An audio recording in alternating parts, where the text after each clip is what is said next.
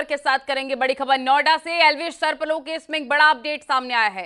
सांपों का वन विभाग ने मेडिकल करवाया और मेडिकल रिपोर्ट में एक बड़ा खुलासा हुआ है। 5 कोबरा की निकाल ली गई थी विष ग्रंथि। मेडिकल में विषैले नहीं मिले 4 सांप। डेप्यूटी सीईओ के पैनल ने किया था मेडिकल। सांपों की विष ग्रंथि निकालना क्राइम है, अपराध है। 7 साल तक की सजा का प्रावधान है इसमें। मेडिकल के बाद सांपों को जंगल में छोड़ दिया गया है। कोर्ट की अनुमति के बाद सांपों को जंगल में छोड़ा गया है। तो एल्विश यादव पर यह आरोप लगे कि वो रेव पार्टियों में सांपों के जहर को सप्लाई किया करते थे, जिसका इस्तेमाल नशे के लिए किया जाता था। और जिन 5 सांपों को पकड़ा गया उनका मेडिकल कराया गया। तो ये अपडेट सामने आया, ये बड़ा खुलासा हुआ है कि उन सांपों की विष ग्रंथियां निकाली गई थी, यानी कि जहां पर विष होता है सांप का उसको निकाला गया था, यानी कि उनका इस्तेमाल नशे के लिए किया गया था।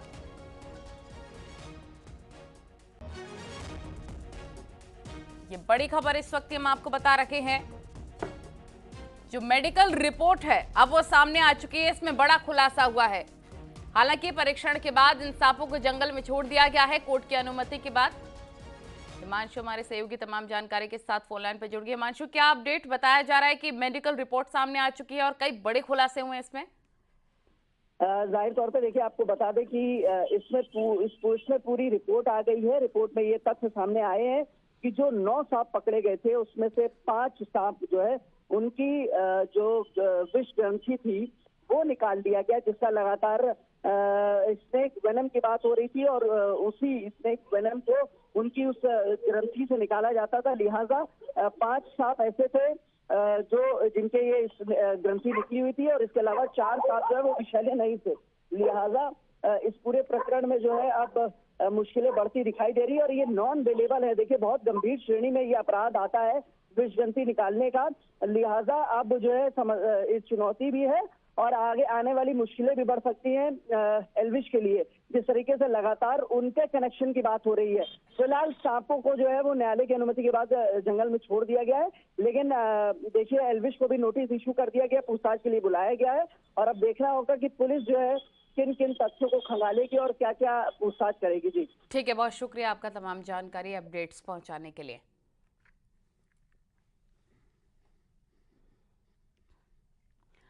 बागपत से खबर, मनीष हत्याकांड का तीसरा आरोपी अरेस्ट हो चुका है। हत्या के बाद सूटकेस में जलाया था शव। मुठभेड़ में 25,000 के नामी अरेस्ट हो गया। बदमाश पवन के पैर में गोली लगी।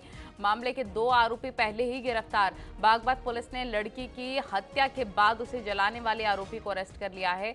शहर कोतवाली पुलिस के हाथ बड़ी सफलता लगी है। पुलिस ने मुठभेड़ के बाद 25,000 के नामी हत्या आरोपी बदमाश पवन को गिरफ्तार किया है। गोली लगने से घायल बदमाश पवन का अस्पताल में इलाज चल रहा है। पवन के कब्जे से पुलिस ने एक बाइक, तमंचा बरामद कर लिया है। बीते 5 दिन पहले शहर कोतवाली क्षेत्र में लड़की के मर्डर के बाद जलाने की घटना में पवन वांछित चल रहा था। आज पुलिस को सूचना मिली कि हत्यारोपी जनपद छोड़कर फरार हो गया है। तभी पुलिस ने उसकी घेराबंदी की। उसने पुलिस पार्टी को देख फायर झोंक दिया। जवाबी कार्रवाई में आरोपी को पैर में गोली लग गई।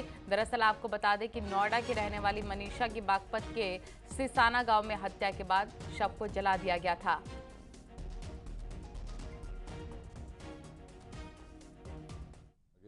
इसकी लोकेशन मिली, इनपुट मिला कि ये ट्यूबवेलों पर सो रहा है, तो पुलिस पार्टी द्वारा घेराबंदी की गई। उस पर इसने पुलिस पार्टी पर फायरिंग किया और जवाबी कार्रवाई में उसके पैर में गोली लग के घायल हो गया, जिसे तत्काल उपचार हेतु जिला अस्पताल भेजा गया है। अग्रिम विधिक कार्रवाई जारी है। क्या उस पर इनाम भी रखा गया था? हाँ, उस पर 25,000 रुपये का इनाम घोषित था। और प्रतापगढ़ से बड़ी खबर, जहां पर पुलिस ड्रोन के जरिए अपराधियों की रेकी करा रखी है और ड्रोन से अपराधियों की एक्टिविटी भी देखी जा रही है। मंगलवार को प्रतापगढ़ में दर्जनों गांवों में पुलिस ने करीब 700 अपराधियों का सत्यापन किया। वहीं पर एसपी ने बताया कि पशु तस्करी और लूट में शामिल बदमाशों की लिस्ट बनाई गई है, जिसके बाद अपराधियों की गिरफ्तारी और उनका सत्यापन कराया जा रहा है। कई मामलों में बदमाश पुलिस को चकमा देकर भाग जाते हैं। ऐसे में उनकी उपस्थिति की जानकारी ड्रोन के जरिए उन पर नजर रखी जा रही है।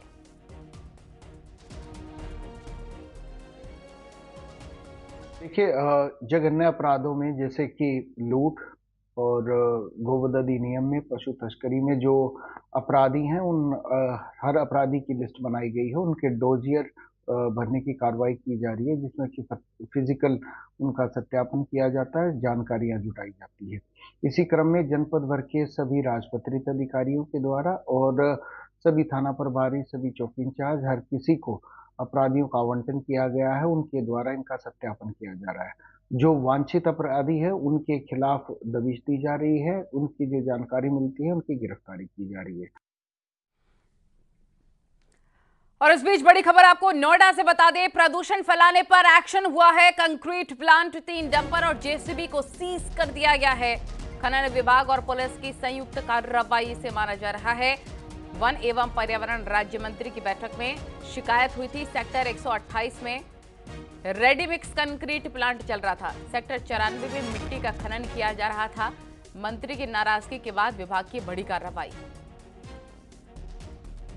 ये बड़ी खबर आपको बता रहे क्योंकि लगातार पोल्यूशन बहुत ज्यादा बढ़ता चला जा रहा है। दिल्ली एनसीआर में सुप्रीम कोर्ट की तरफ से भी इस पर सख्ती जाहिर की गई है।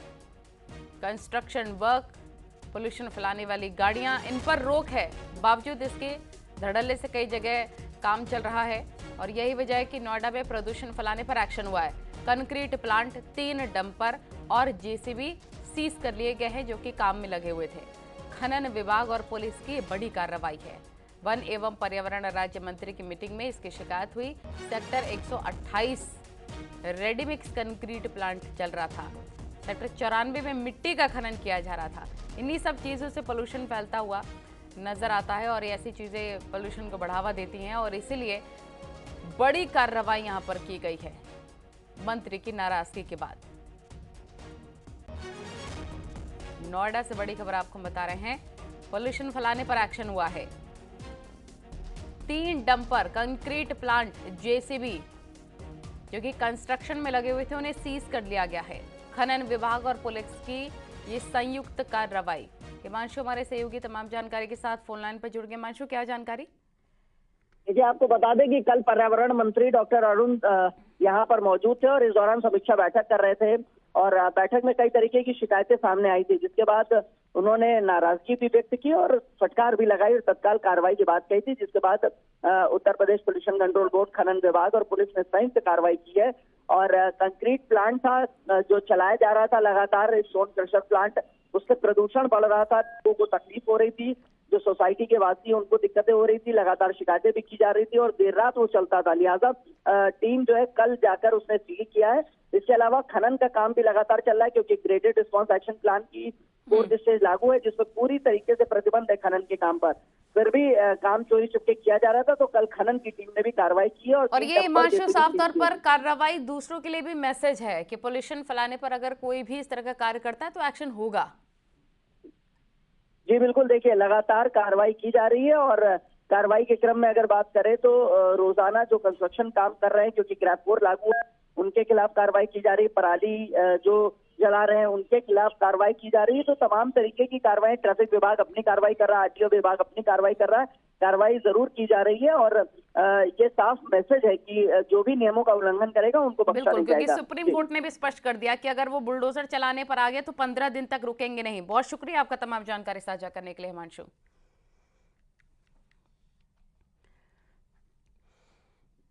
और झांसी में खाद्य विभाग की टीम ने मऊरानीपुर इलाके में दुकानों में छापेमार कार्रवाई की है और मिलावटखोरों के खिलाफ अभियान चलाया है। कई दुकानों पर दूध, मिठाई, खोआ, मावा के सैंपल लिए गए। छापेमारी के दौरान एसडीएम समेत पुलिस बल मौजूद रहा। फिलहाल अभी 4 दुकानों का सैंपल लेकर भेजा गया है। आगामी त्योहार को दृष्टिगत रखते हुए लोगों को शुद्ध खाद्य सामग्री उपलब्ध हो सके, इसके लिए जो है खाद्य एवं औषध प्रसाधन विभाग के साथ मेरे द्वारा जो है खाद्य सामग्री की कई दुकानों से सैंपलिंग की गई और आज लगभग 4 दुकानों से हम लोगों ने सैंपलिंग किया और मार्केट में कुछ दुकानें बंद पाई गई, लेकिन यह निरंतर अभियान चलता रहेगा जिससे जो है मिलावटखोरी को रोका जा सके।